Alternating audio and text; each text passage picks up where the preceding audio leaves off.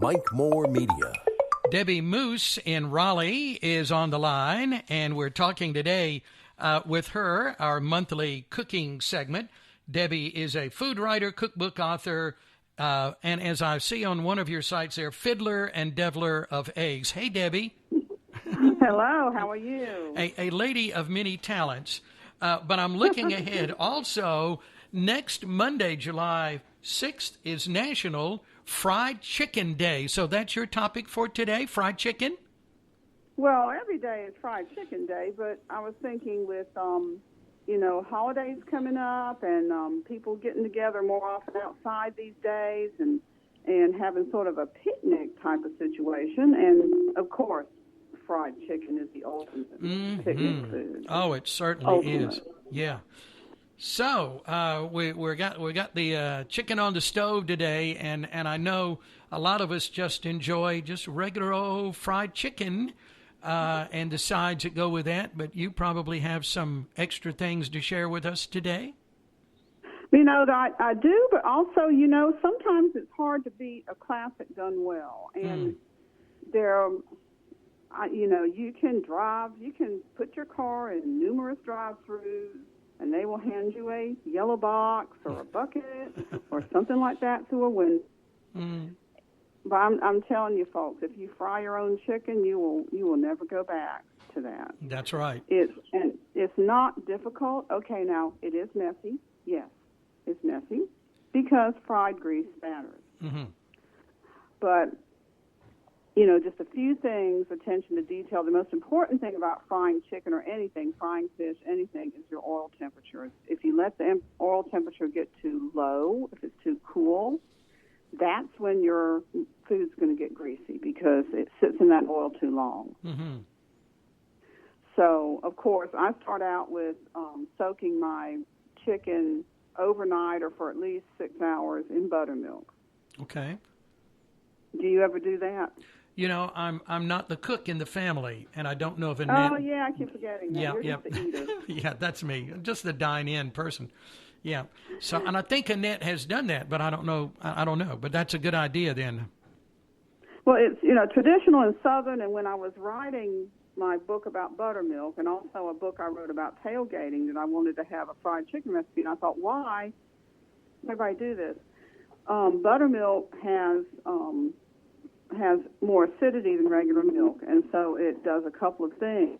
It tenderizes the meat as it soaks in it, and it also sort of helps the crust adhere, because traditional Southern fried chicken is not deep fried; it's pan fried. Mm-hmm, right. We don't dunk it in a big fryer full of oil, because when you cook at home, you don't have that. You fried it in your cast iron frying pan. Mm-hmm. So soaking it in buttermilk helps to tenderize it, and then when you drain it, don't rinse that buttermilk off, because then it's going to help your coating adhere. And coating is, I keep it simple, just like seasoned flour, seasoned with salt and pepper. If you want to get sassy, you could put a little cayenne in that pepper, or a little chili powder. Yeah.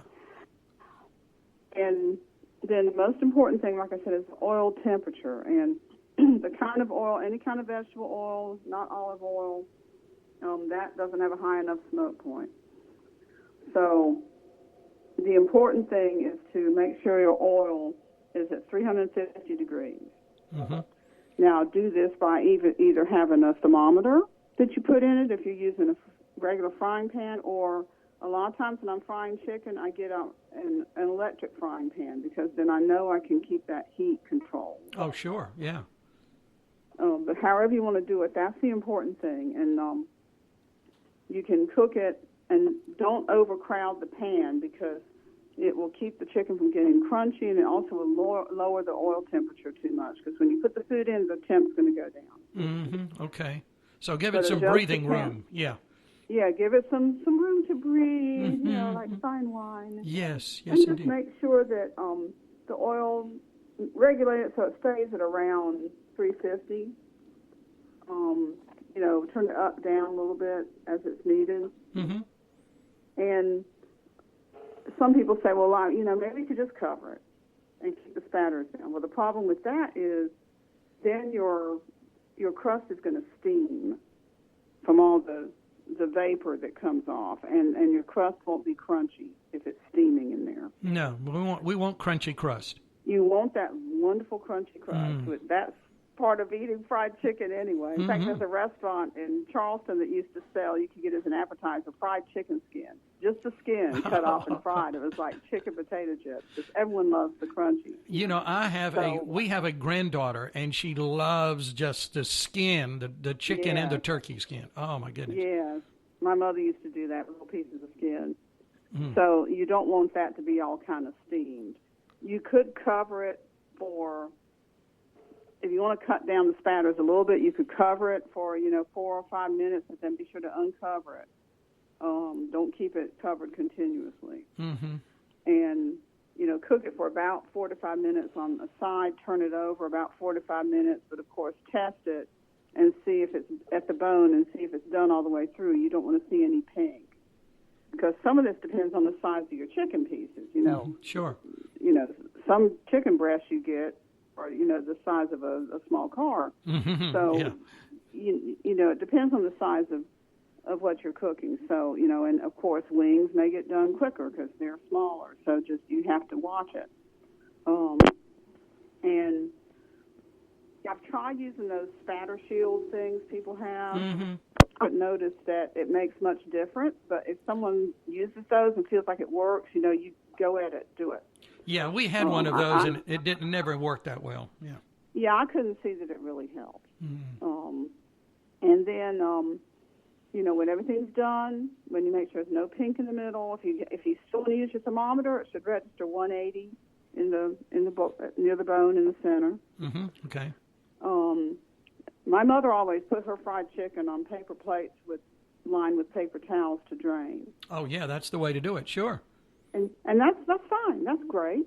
If you really want to ensure that crust stays crunchy and crisp, a cake cooling rack over a plate. Oh. And put it on top of the rack so that the oil will drip down instead of the chicken kind of sitting in it on the paper. Oh, I'm making a note of that so I don't forget. And that just really makes sure you're going to keep that crispiness. So, if you're going to, a cold fried chicken is great. Cold fried chicken is wonderful. Oh, yeah. If you've got leftovers or you're not going to eat it that day, if you're going to take it to the picnic or the get-together tomorrow, let it cool off completely. Remember, steam. Let it cool off completely, then wrap it up and put it in the refrigerator and pull it out the next day, and it's going to be a different experience from fresh hot, but it's still really good. And if I had to choose one or the other, I don't know if I could because they're both so good. They're both good. It's different, but it's both really good. And if you really are averse to frying, if you really don't want to mess up the kitchen, and hey, I don't always want to mess up the kitchen. I don't make fried chicken a whole lot. I mean, it's a special treat kind of dish because it does make a mess. I have come up with a pretty good oven fried method that you take corn flakes. Do not get Tony the Tiger Frosted Flakes. You do not want those. Oh, no. Make sure they're the plain corn flakes. And I actually have a recipe for doing fish this way in my Carolina Catch book. Okay. And lightly crush the cornflakes, not till they're completely powdery. You want some large pieces, but just crush them really lightly with your hands. Add some dried herbs, maybe a little bit of oregano or thyme or dried parsley, just a little bit of something in there, some salt and pepper. Dip the chicken or the fish in egg to help the coating adhere. Then roll it in that cornflake combination, and then bake it in the oven. And you get a pretty good approximation. I mean, nothing's the same as real fried chicken, but you get a pretty good approximation that's going to ring a lot of those chimes in your fried chicken hungry mouth. Okay. Without so much of the messiness. And it's still pretty good cold, too, the next day. I've had it that way. It's still pretty good the next day, too. So, Everyone can do this. You don't have to resort to the bucket. And it's great, like you say, to take on a picnic and get out and enjoy that. Maybe the holiday coming up, holiday weekend, and some favorite sides that you would add to this, Debbie. Well, of course, potato salad's traditional. Mm-hmm. And, as it just so happens, I also wrote an entire cookbook on potato salad. Uh-huh. You know that, Mike. Okay, yes, indeed, yes. And we can find that at debbiemoose.com, can't we? Yes, indeed. Yes. And so I know a bit about potato salad. I cooked a lot of potatoes. And the traditional way, of course, is, boil your potatoes, mayonnaise, celery. There's nothing wrong with that. I'm not going to criticize somebody's grandmother's recipe. But there are other things you can do. I've found that sometimes roasting the potatoes gives a different flavor and texture instead of boiling them, or even grilling potato slices and then letting those cool, using those as the base for a potato salad. That gives you a different flavor, some of that smoky flavor. Oh, sure. And some of my favorite potato salads I make use sweet potatoes. You ever had one with sweet potatoes? I have, and I love it. I love sweet potatoes anyway. Now, what kind of sweet salad did you have? I don't know. We were somewhere, and that was on the menu, and I tried it, and I loved it. We haven't fixed that here at home. And we make another note of that. That's something Annette needs to work on. Yeah. But, you're getting things for your wife to do now? That's nice. Yeah. But what she, a great guy. well, but I'm saying Debbie says. Oh, this is blame me. But it's not my fault, Annette. I didn't tell him well, to do this. I'm saying that every now and then, that's always good to have a little something different there. But Annette does make a killer potato salad. So I don't know what's Some people like the little different, what is it, pickles and stuff, different stuff that we. So ours is a little bit different than some. Everybody has their own recipe, but however she makes hers is always good. So I like it. Yeah. Well, one thing I like to do is use sweet potatoes and make a vinaigrette instead of a mayonnaise base. Mm-hmm. Dressing for it, and put maybe some serrano peppers or a little bit of chipotle peppers, or spice it up a little bit. Yeah. Because oil and vinegar dressings work great. I mean, the traditional one is the old German potato salad that had bacon and everything in it. That's good too. So oil and vinegars work, or even I've made one with using a bottle of honey mustard.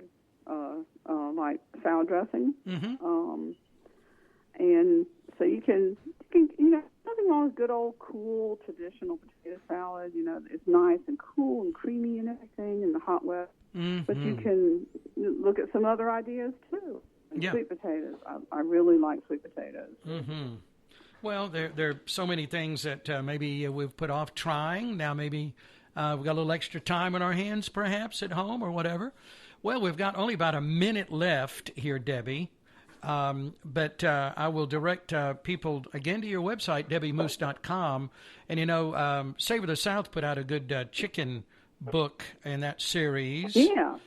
So that might be a one to refer to as well.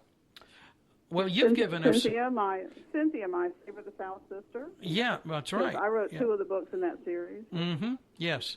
And your books are... Buttermilk and Southern in Save of the South. And then the most recent book is Carolina Catch, about using North Carolina fish and shellfish. Mm-hmm. Okay. All righty. All at debbiemoose.com. And thank you, Debbie. It's I'm getting hungry. Every time I talk with you, I just get a really ravenous appetite here. And I appreciate your time. And thank you very much for being with us. It's always great to spend some time talking about food with you. And Annette, don't let him blame me. I didn't tell him to. Thank you, Debbie. Have a good July 4th holiday. We'll talk again next month. Okay, bye. Bye-bye.